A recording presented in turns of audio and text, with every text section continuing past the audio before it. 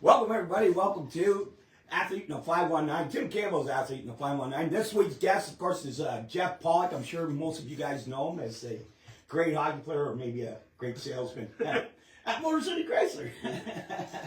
Anyways, welcome aboard. I appreciate you coming on. Yeah, thank you. It's awesome. So, first off, I just want to mention Tim Campbell and Century 21. For everything in real estate, give Tim Campbell a call at 519-259-9999. Sherry Pawluk, thanks for jumping on board. Appreciate it. Also, Timmy's giving away a $50 Vito's Pizzeria. So make sure you guys come on here and you're in to win. Scotty Hamlin, how you doing, pal? Nice to see you. And we're giving away 3 tickets to the the Niagara Ice Dogs are coming on board. So they'll be here Thursday. So we're giving away tickets for that. I'm going to have announced a ticket. Cal Hartley, how are you? I'm giving away tickets for, it's going to be to tomorrow, just because last week I remembered on Thursday, and the person that won couldn't go. Oh, that was my fault. So, anyways, hang on, let's turn this down a bit. Okay. Anyways, so everybody I have come on, it's just generally we talk about growing up in the 519, and obviously you grew up here. You're a hometown guy that played, made it out of here in a high level of hockey. Tim Westfall, how you doing? So, did you always play hockey, or were you playing baseball, football? I played hockey and baseball. That was my 2 sports. We didn't play hockey in the summer like kids do now, but it was always Windsor East baseball in the summer and Windsor Club 240 AAA in Windsor, of course, for Windsor Minor Hockey. Did you play travel baseball as well? I played we had the All-Star team.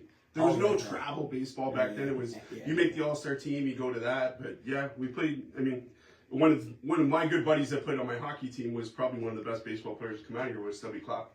Oh yeah. Yeah, he was that age, and it was always nice. They were playing Windsor Central all the time. And he was actually a pretty good hockey player as well. Great hockey player, tough as nails, big hitter. Now, what area did you grow up in? I grew up on Drewler Road. So, yeah, right dead in the center of town, and it's actually close to where I work now, so it's kind of funny. But yeah, I grew up on Drewler Road. My parents worked in the area, so it was good. Now, I always ask, were your parents sports people, or did you have brothers and sisters? Were they all sports people as well? Yeah, well, it's funny you ask. My dad was a goalie growing up. My mom, no sports at all. But my dad played net, but nothing's really organized. But he was always, I hear, a pretty good goalie. He was tall. Were you like, hey, Dad, I'm doing my shot. Get net for yeah, me. No, he wouldn't go in net for me. He was past that. But my sister was actually a fantastic basketball player. Played at the St. Clair College, was all Canadian, and oh wow, she was the Player of the Year in Ontario, and then all Canadian. Yeah. Oh, so you come from a sports family? Yeah, a sports family. So yeah. That's always good. So you're playing hockey, you're playing baseball. So at what there's a certain time where you're saying, hey, I'm pretty good. So you played on Club 240, which was, there's no AAA back then. But Sammy Ralph Richard, how you doing, buddy? Thanks for jumping on board. But did you, how is it, there's a time where you go, hey, I guess I got to spend more time playing hockey or more time playing baseball? There was, and actually I had to make the move, and I should mention, I had to make the move from figure skating. So I was a pretty good figure skater. Like, in all honesty, you look back, I'm like, there was no guys doing figure skating. So, but it really helped my skating, and so I had to make the decision time-wise to eventually jump over to hockey, and I think I was probably 13, 14, somewhere in that range when I finally made that. But even back then, they didn't really say, hey, you got to play hockey all through the summer. No. You maybe played once, maybe twice a week. I remember we played like spring hockey with Tim Horton's team when we were younger, but that was about it. There was an Essex Kent Selects that I would play up with. Because my cousin Matt was on that team, so I was pretty good. So they would bring me up to play, age group up. Yeah. So that was good, but that was it. Like, it was probably 2-3 weeks long, and go to one tournament, maybe 2 tournaments. Yeah, so you're playing a year up, and you're playing hockey, so it's year round. But at what point do you say, hey, or did your dad, or did somebody come by and say, hey, kid, you need to start concentrating on your hockey? My dad, I think, was ahead of the curve. You hear about dads like Wayne Gretzky's dad who told him, you need to go out and do this. My dad was ahead of the curve. He knew, okay, I'm going to put him in figure skating. That was a big thing back then. I said, I was probably the only boy on the ice. And then he also with a date every weekend. and shooting pucks was huge. Like I would shoot hundreds and hundreds of pucks, and it was just a thing. Go down in the basement and shoot pucks on Drouillard Road, and then he would put a rink out. That was back in the day where there was no rink, so everybody came to our house. And now I look back at the property, and I'm like, it looked huge when you were a kid.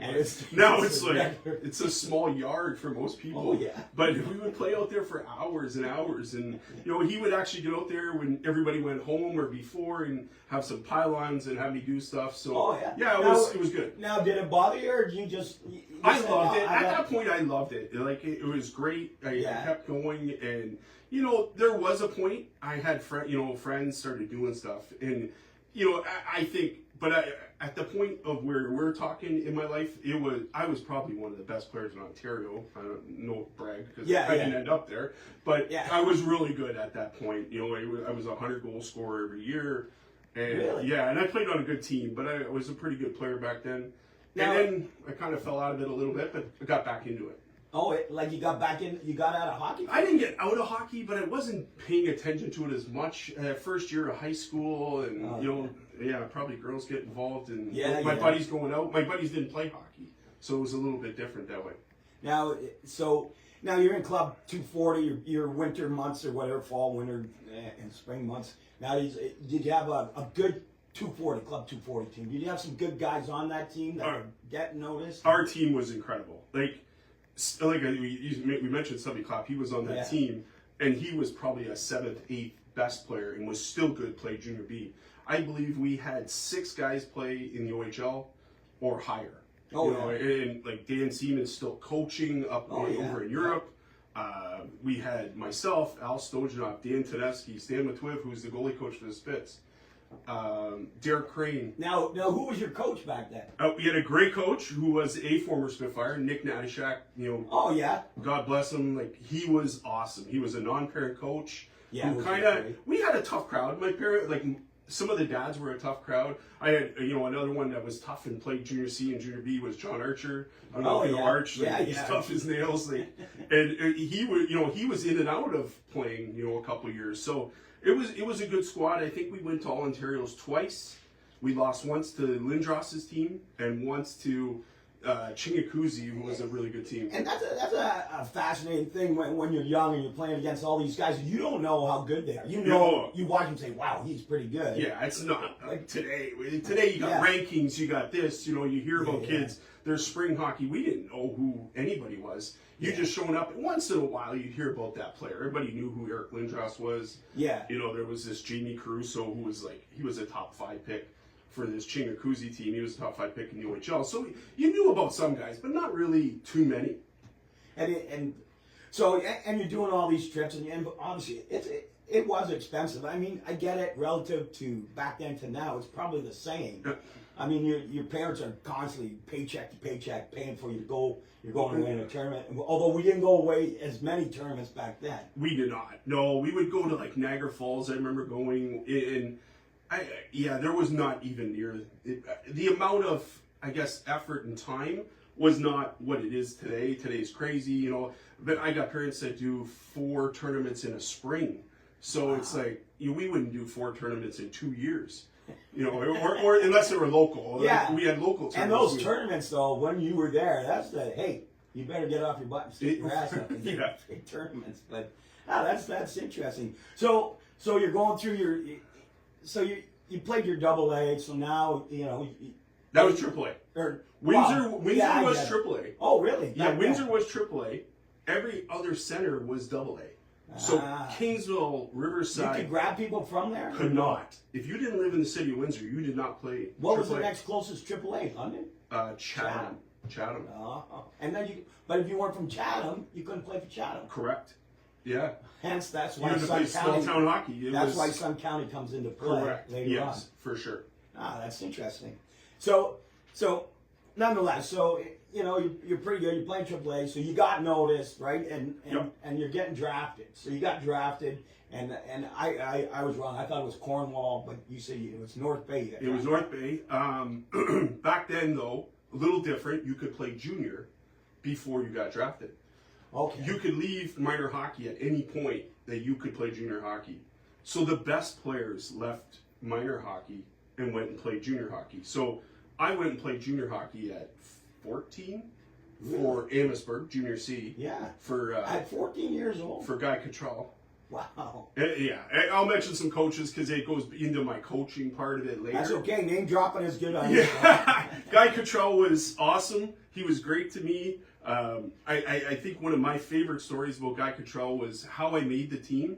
Was he lined me up with two 19-year-olds, and he said, "You guys are going to skate all the way around the net down there, stop at the goal line, and come all the way back.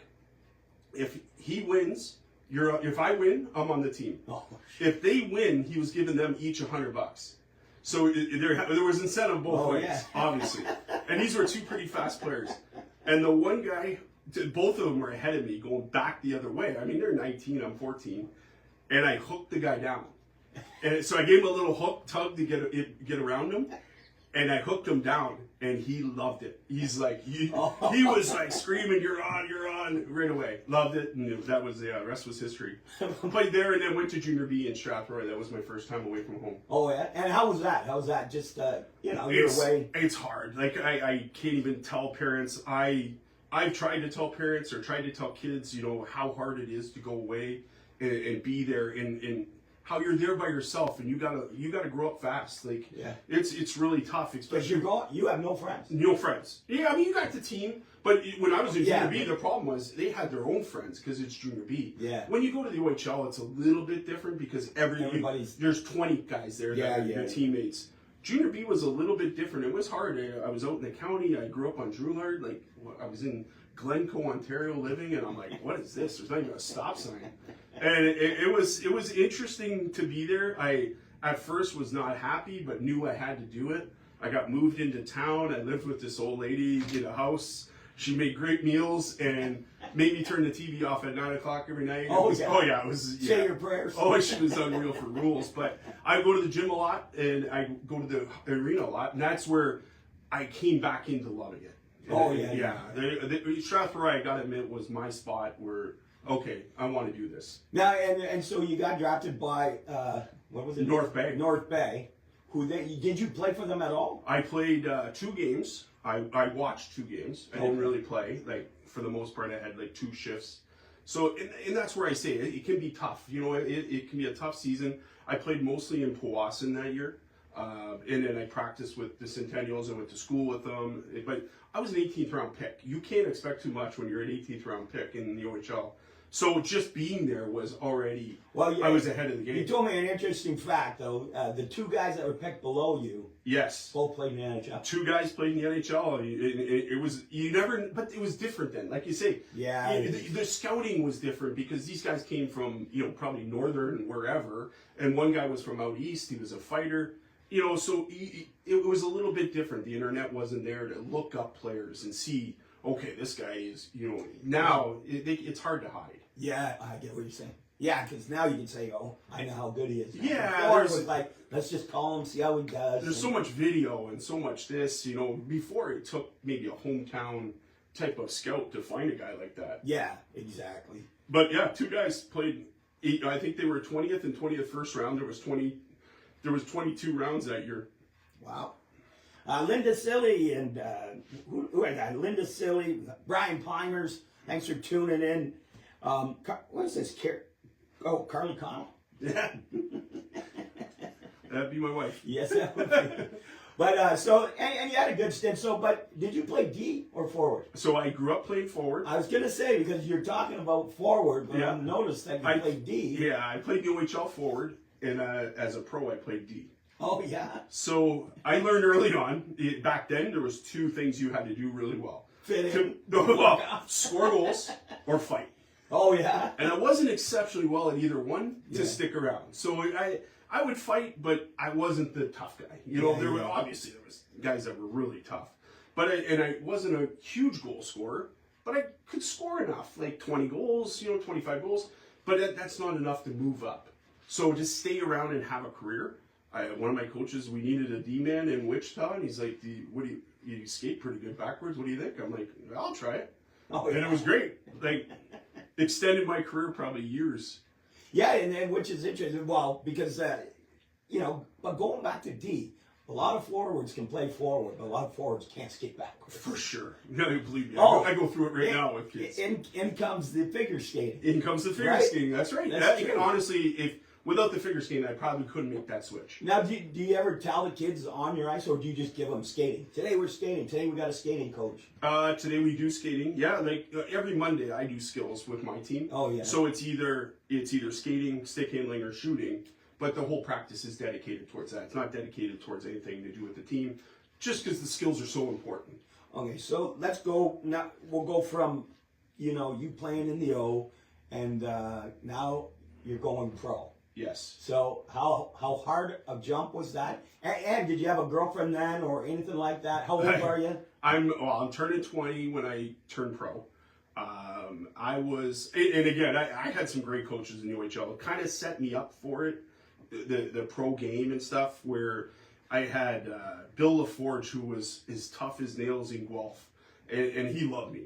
For whatever reason, we just connected. He got there, and I became assistant captain, and it was a great feeling. And then the last year, I got traded to Belleville right at the deadline, my choice. I did have a girlfriend at the time, in Guelph. And it was tough to make that decision, but I don't know if you remember Mike Kelly, who was a general manager in Windsor. Yep. He was my general manager, and Mike brought me in the office, and I almost feel like he had tears in his eyes, because I stayed back that 1 year to do a lot of the promotions during the summer and stuff. Oh, yeah. And he was like, your choice. And I said, Mike, if I'm your son, what would you do? And he's like, I tell him to go to Belleville. He goes, you're going to a great coach who, I went to Larry Mavity. You guys are going to make the playoffs. More scouts will see you. You'll get more playing time in playoffs. I would do it if I was you, but it's your choice. Wow. So I believed in Mr. Kelly. He was great to me. So I was like, okay, I'm going. And off I was to Belleville. And my first experience, great story. I go to Belleville. I got my bag on my shoulder. I'm walking down the hallway to the dressing room, and Larry Mavity yells from his office, "Hey kid, you Pawluk?" I'm like, "Yeah." He's like, "Come on in here." He goes, "You're 19, right?" I go, "Yeah." He goes, "All right, go grab us a beer out of the fridge." And he started asking me questions, and it was such a great experience. I'm glad I went. I got got to meet some new guys, and a guy I played with was from this area, Derek Wilkinson. He was up there as well, so it was an easy transition knowing him.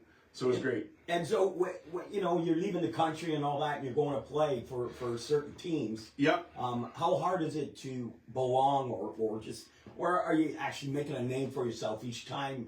Like each year as it progresses, I get it. You get known throughout the league. Correct? You do. Yeah, you do. Eventually, you're kind of getting known for what you are. Whether you're a good, solid defenseman. Are you offensive? Are you? You do definitely, but it's hard. I mean, at first, my first year of pro actually was in Canada for the St. Thomas Wildcats. Oh, yeah. So it was in the Colonial Hockey League, which I was just talking to Greg Walters, the Spitfire coach, not too long ago, and he's like, that was the jungle. That was the toughest league I've ever seen. And we would go up to Thunder Bay. You could ask him if you ever meet him. You ask him about going to Thunder Bay in that league. It was so tough. I think they had 4 of the 5 toughest guys in the league in Thunder Bay. Oh, it was insane to go there, but it was a tough league. So, and you still play. Look, I get it. You want to play. You love the game, and you're sticking to it. And how do you end up crossing the border, playing over in the States? So I ended up, I tried out for the Detroit Vipers back then in the IHL. And then I ended up from there, didn't make the team. I went down to, before that I went to Wichita. So I ended up in Wichita. Somehow, I don't even remember, I maybe put my name out there and got a tryout in Wichita after I left St. Thomas. And it kind of went from there. It was a good experience. I was in Wichita for a couple of years. I was in Nashville for a couple of years. Like you see, and some of the stuff is kind of coming across the back here. There was a little bit of traveling around, but the league was kind of set up that way because you were a free agent if you went from one league to another, so you could sign for more money. Oh yeah. So if you went from the West Coast Hockey League or the Western Professional Hockey League to the East Coast Hockey League, you could make some more money that way. Sometimes. Yeah. So anyway, you come in, you're playing a lot. You played about 10 years pro? Yeah, 9 seasons. Yeah? Yeah. Yeah, is your wife from here? My wife is from here. Yeah. Oh, yeah? Yeah, she did not know hockey one iota. I hit her with, we started dating. I think a couple weeks after I said, so I'm leaving tomorrow for Wichita.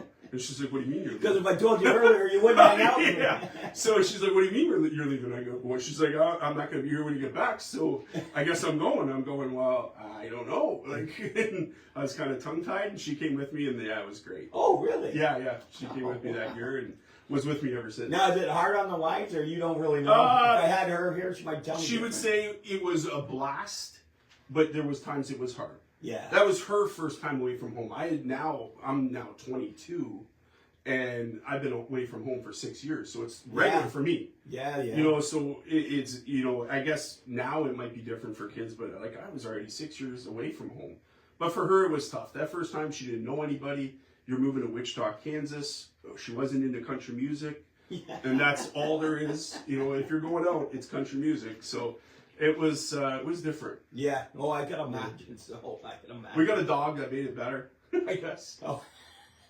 All right, remember, we got Tim Campbell, Section 21 for everything in real estate. Give Tim Campbell a call, 519-259-9999. And Tim Campbell and Beatles Pizzeria giving away a $50 gift card. And, of course, Niagara is coming on Thursday, so make sure you guys like on here. I'll announce the winner tomorrow. Got 3 tickets, so get a couple of buddies or get your family together, and hopefully you like on here and you're entered to win. Just like Brian Plymers. And Brian Anthony's on board, too. Thanks for tuning in. Mark Moore, how you doing, pal? So let's go. So anyways, before we get into talking about what you do now, and how was it to quit? It was Not that you quit hockey. So I had a daughter who was born just before playoffs. Okay. And it was one of those ones. I just felt like I didn't want to go back. Having a daughter, wanted to spend time with her. And it was time. I won 2 championships in a row, which is the most incredible experience you can ever have. Yeah. To play that long and then finally win championships was so incredible. And this team was so professional. And like me and the guys off that team, we still chat quite regularly. Oh, that's so awesome. Yeah, they're great. That's hockey. You know, That's it's hockey. Like those guys are like brothers for sure. Like we are so tight. It was a tight-knit team, and I draw a lot when I tell my team. I still today, for my team, do a playoff dinner because we did a playoff dinner with that team. And so I take my kids, we go to a really nice restaurant, they get dressed up, and ours was about, this is the playoff dinner, we'll have a couple drinks, now it's time we play hockey, we'll party at the end. And yeah, we partied at the end. Hey, Bob Murray, thanks for jumping on board. He's an interesting. I'd like to get that guy on our show. Bob Murray, you should get on the show because he knows everybody in your show. Yeah, absolutely.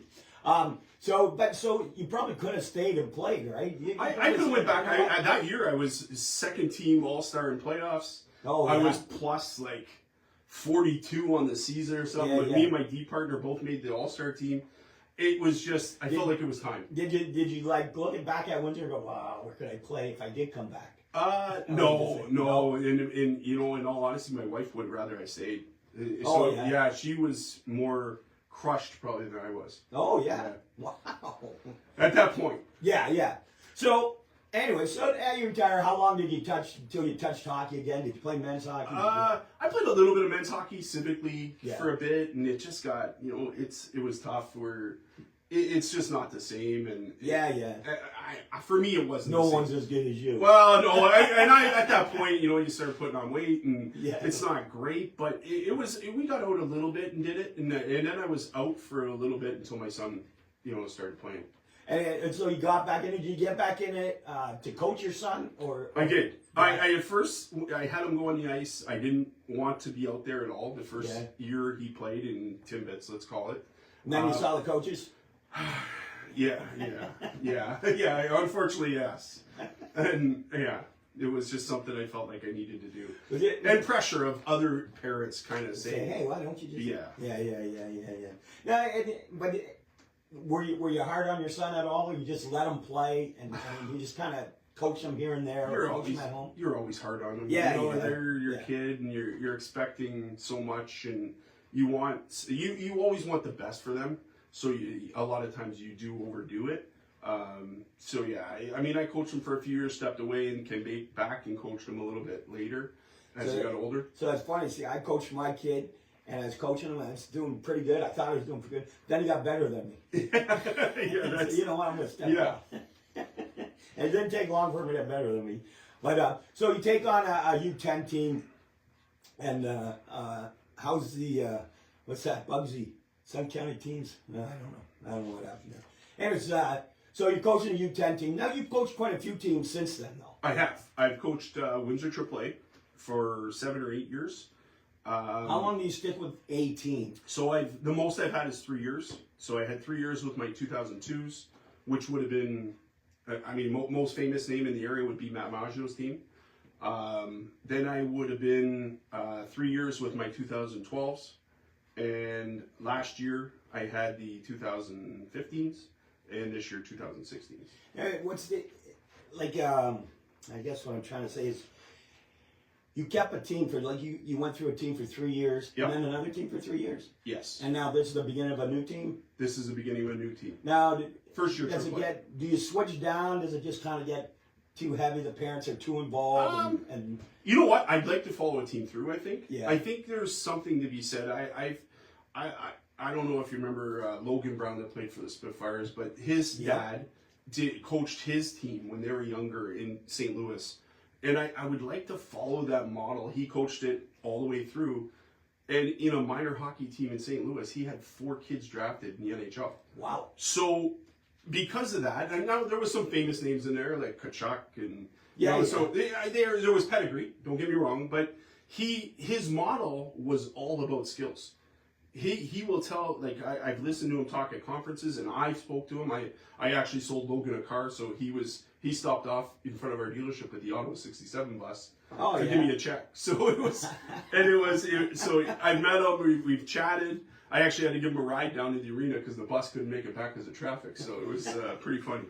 But when I've seen him at conferences, and he talked about just doing skills, John, getting out there and doing skills, and that's kind of what we did growing up. Yeah. So it's kind of in my blood to do that.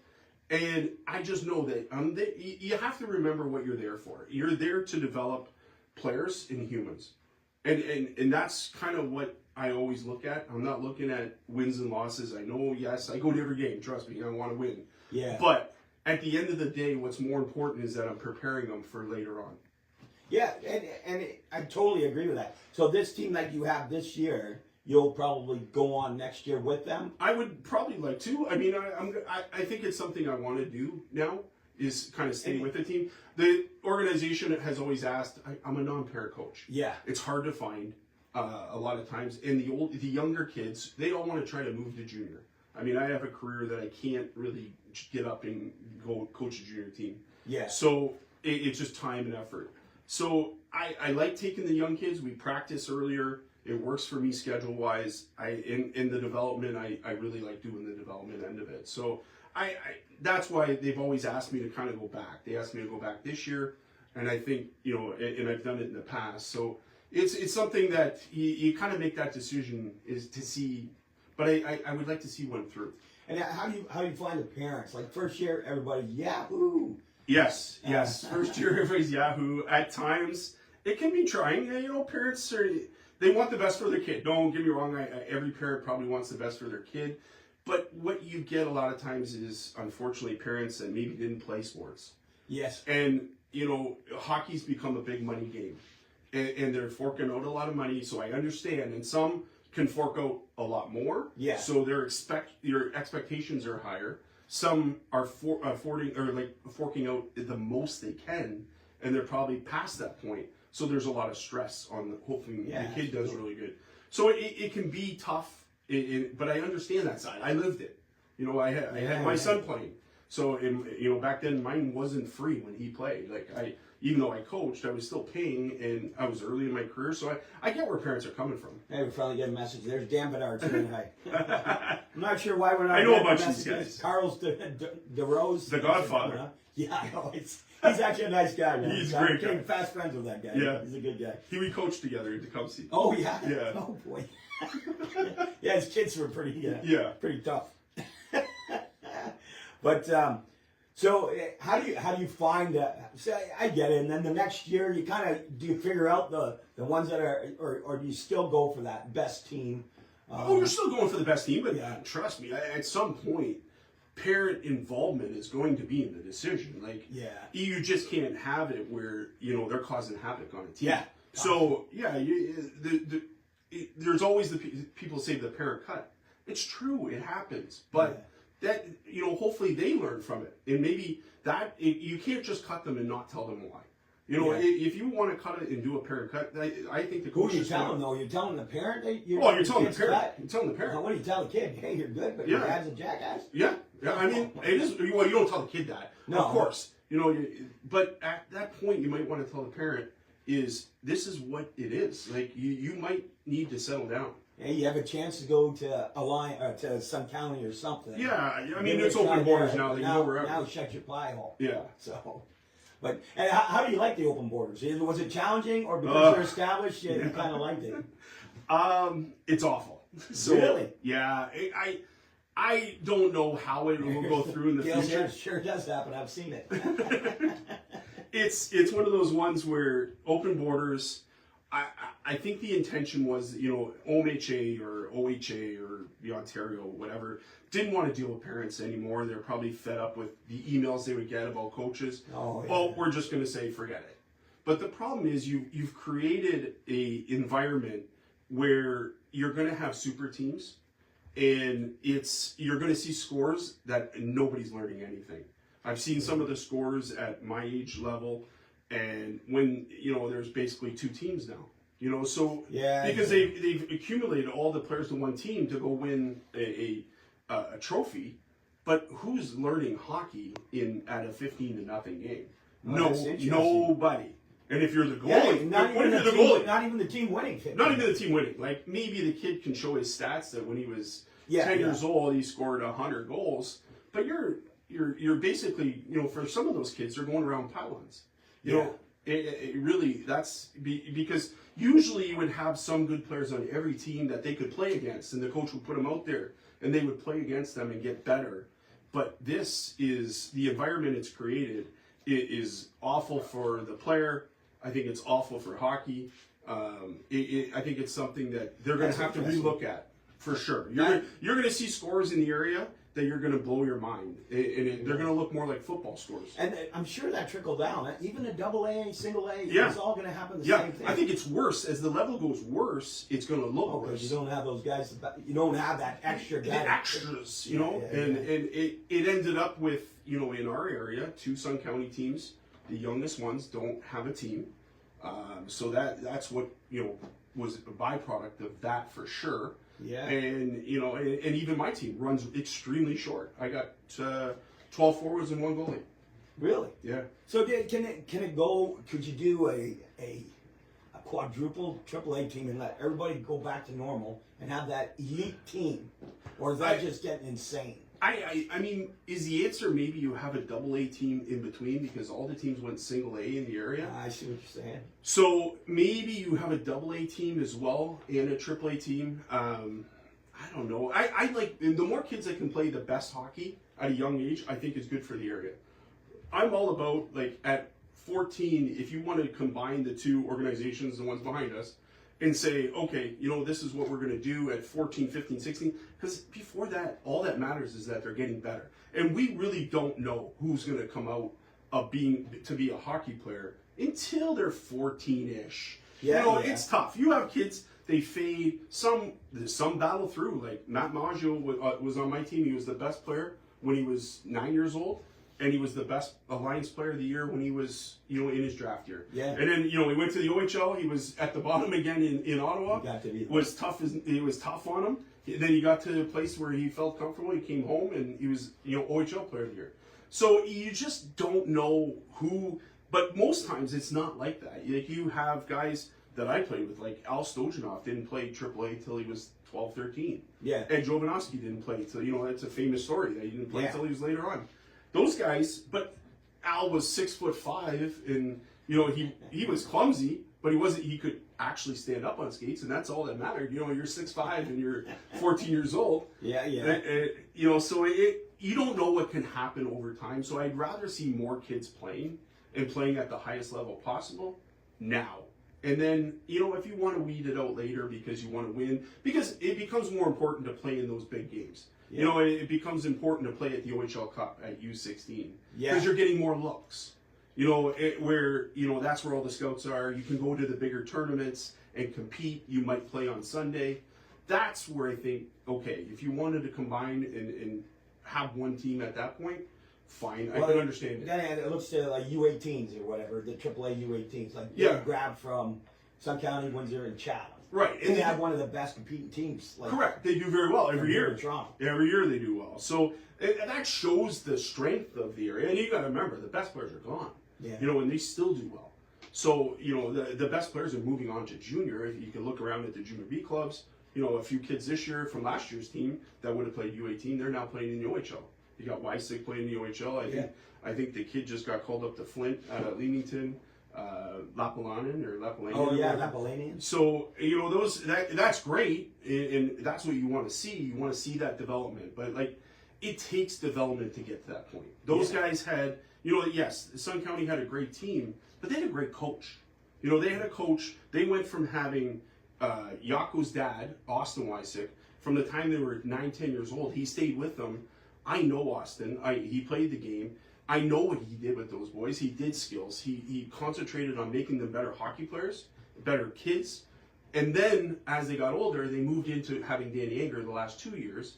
So Danny was able to have the skill player and mold him into a team and play and teach him some stuff, because I know Danny's a great coach. So and you talk about that Weissig, the dad, and he kept this team. Yeah. And I'm curious to see how many guys he kept. Like, so if I go back to you have your U10, and then you'll take them next year and the year after. Yeah. If you were to continue on, I wonder how many you actually keep. So when Weissig gave it to who was it? Danny Anger. Danny Anger. When he gave it to Danny Anger, like, so it's just a cream of the crop team. Everybody knows it, but I wonder how many players are let off that team at that. I personally don't know. Yeah. I know a lot for the last few years were the same. Yeah. So you know, because you've built up where nobody really can. They're playing against top-notch competition. They're getting great practices. It's hard to make a team like that. I know. Growing up, my team was hard to make. Like, we had some good hockey players that couldn't make the team every year. And it's hard to make a team when the coach knows that guy will go through a wall for me. Here's the new guy. What will he do for me? Correct. Yeah. No different than the NHL. Like, look at how guys filter down and they play for years. Yeah. Because they trust them. You know, when the going gets tough, can you trust Corey Perry? Yeah. Obviously, you can. And look at, he's not going to do a heck of a lot for you in the season, but come playoff time, he's going to block shots. Yeah. He'll fight anybody. He's going to go out there and play on your power play. True. He's going to go in front of the net and take the dirty hits in front of the net. That's what you're looking for. So that happens at that age too. You know, you get a kid, and that's always the goal, I guess. Every year I look at my kids, and I want them to play the following year and at U16, and you know, at that point you'd hope they move on, but if not, they play U18. That's what I want with my U10s. I want them to have the skill to then play all the way through. Does it happen? No, it doesn't. There's many factors that factor in, you know, budget, you know, open borders. In the very end, play men's hockey, and that's what it's about. Right, 100%. Because not everybody's making it. And I remember being in my meeting, you know, my first parents' meeting once, or it was maybe my last team or something. And I remember there was men's league out on the ice because we're up in the boardroom in Windsor, and I look over and I go, just so you know, that's where most are going to end up. Yeah. Even the very best end up there. It's true. No, and it's true. And I'm telling you, it's the best time they're ever going to have. Oh, for sure. There's nobody yelling at you. There's nobody telling you anything. Well, ask those guys that come. You went to Jeff Casey's play with the Cure. Yeah. You ask the guys, the NHL guys that are coming back. Oh, yeah. They love it. That's the one thing they miss the most is the dressing room. So, absolutely. You know, for them, that is a great experience because you're getting back in the dressing room. Yeah, absolutely. Hey, John Solaris, thanks for jumping on board. John Solaris and the Leaf Talk with 519 coming on soon, that's for sure. We have Jeff Pawluk here. Jeff Pawluk here, just joined the show, and you have some interesting theories. It's almost like I'd love to have a separate show and just kind of concentrate couple of coaches and what really should be done. A great coach, yeah. I can get you a nice little panel and of guys that are really good. And just have the guys talk about the actual where the league should go, because you feel that it's failing. Like, not that it's failing. We don't know yet. I shouldn't say that. Yeah. We don't know, but initial reports are like the scores are outrageous. Yeah, and it's just, and you talk to the other coaches. Of course. Parents will tell me and this and that, but I have to say it's going to fail. Like, how do you can't have the 17 best players on one team and then expect to compete in this one area of 5 teams. Right. I just don't see what certain kids are going to get out of it. Like a goalie. I would want my kid on the worst team. Oh, that's true. Like, you're not getting any shots. Well, that's always been the theory of the GTHL. They have great teams. You're a goalie. You don't want to play on that team. Like, you want to play somewhere else where you're going to get 40, 50 shots a game. And if you look at the historic, of the OHL and goalies, very few good ones come out of the GTHL. What if they had something like, not that we're going to solve anything today, but what if they just had like all-star weekends? They had like 4 all-star tournaments through the weekends where they picked, 5 players from here, 5 players from some county, 5 players from... Like a super series almost. Yeah. It might not be a bad concept. I mean, you have a lot of people that are on boards and stuff. Like, it would be a lot of getting together and figuring out what's best for hockey. Where nothing would happen if you get a bunch of... Well, and it's one of those ones that it would be real tough. I mean, I don't think the system is broken as far as the levels, but the system's broken in the fact that, and I'm not saying your kids shouldn't be able to go wherever they want, because there's coaches that they're just not happy with, and sometimes I think at the end of the day, if you can plead a good case, then fine. But I think Ontario went overboard in doing what they did by opening borders. I think you should have just listened to every case and seen and have a talk with the coach, the organization, and then the parent that wants to move, and maybe see if that made more sense. Opening it wide open, just to... Again, that Toronto fever, though. Everybody in Toronto... Yeah, Michigan's been that way for years, and I got guys that I know over there that complain about it all the time. Like, I don't know if you've seen that score Kessler had last year, his team. Oh, 40-0. Yeah, 43-0. I think the shots were 100-0 or 100-1. Like, that's what you're going to get when you do that. And what do you do as a coach? What do you say? Because I've been in that situation. I had a really good spring team years ago with my 2012s. And I coached the spring team out of Brantford. I had the very best kids out of the Alliance. We got put in a tournament that we had to go to because of the organization. We were stomping a team. I don't remember what the score was, 19-0 or something. Oh, and I remember asking the coach at like 10, what do you want me to do? And he's like, nope, pound us. And he's like, they need to learn, and I'm fine with it. I just told my kids, do not celebrate. Like, the celebrations ended after like 4. And you just lined up 4 passes before you score. No, and that's what I told them. Like, I think that's embarrassing. But that's not teaching them anything. No, it's embarrassing to do that to the other team, where you're passing it back and you're doing all this stuff just because you don't want to run up the score. The right decision is those teams shouldn't be on the ice together. It can happen. A game gets out of control. Maybe a goalie lets a few bad ones in, but when it's constantly, high scores like that, then the system's broken. Well, this is interesting. I mean, this interview really took a different turn. I mean, it's great that you're a player that played and you represented the 519 really well at a pro level, and you come back and you give back, and that's what it really is all about. It is. But it's interesting where this went, and I'd like to have this talk again, maybe 3 other guys from 3 different divisions or 3 different centers. But very interesting. And again, Tim Campbell, Century 21, is giving away $50 Vito's Pizzeria cards. Make sure you guys and come on here. You're entered to win. And give him a call. You got a house to sell. Give Tim Campbell a call, 519-259-9999. He's the busiest man in real estate, but he will take care of you, that's for sure. And, of course, we're giving away 3 tickets to the Spitfire Thursday night game. I'll announce the winner tomorrow. Really is great that Jeff is giving back after a nice career. Thank you, John Slayers. Anyways, we're giving away tickets. I'll announce the winner tomorrow. Like last week, I announced it too late, and the guy couldn't go.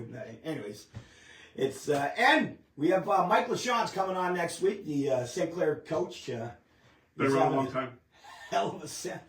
He's actually been a football coach for over 20 years. I think I remember when I was a kid, he was a quarterback. AKO? Yeah, AKO. Oh, really? Yeah. I'm not sure, but I know he's coached AKO, but he has a hell of a team this year. So it's going to be interesting to talk to see where he's going with the team. They have playoffs coming up. They're 8-0 this year, beating teams by tons. Yeah. But, and so what's up next for you? So obviously you work at Motor City Chrysler.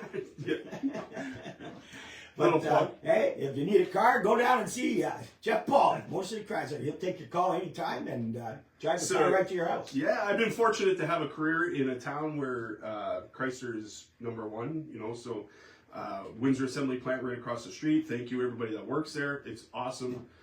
We really appreciate you guys. But it's I work at Motor City Chrysler. I was a sales guy for years. I've had a great career. You know, a couple times I was top 10 in Ontario, and I've moved over now to sales manager, which kind of goes with my coaching. I'm coaching every day now. Yeah. So that is what I am. I'm a coach within, you know, a dealership, teaching them how to sell. And also, there's no traffic, there's no cones. No it's cones. all cleared out. Yeah. So since I became a manager, I had cones behind me for 18 months. It was awful. 18 months. That just kills you. Oh, it was awful. 2 weeks into being a manager, the cones went up, and they just went away. 3 weeks ago, 4 weeks ago. Yeah. So it was very trying on my general manager. He was out there looking at it every day, and that's all you can look at. Yeah, it wasn't good. Wave at cars going by like in a parade.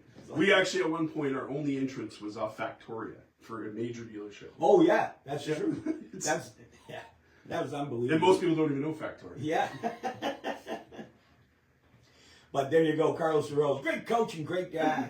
Carlos is a hell of a pickleball player. I hear. Yeah, he's not trying to tell you about just it. Just ask. No, I'm kidding. He is good though. But all right, everybody. Thanks for watching Athlete in the 519. I appreciate everybody jumping on board today. A very interesting topic, and I think we're going to have you back just to have a little powwow about the. We'll go a few months. Give it a few months. We can have a little. Yeah, actually, maybe after Christmas we'll see kind of come playoffs. See where we're at. Yeah. And maybe talk again after playoffs. But very interesting. I appreciate you coming on board. Thanks, buddy. Thanks very much. Okay, everybody, and we will see you guys next week with Coach Mike LaShawn.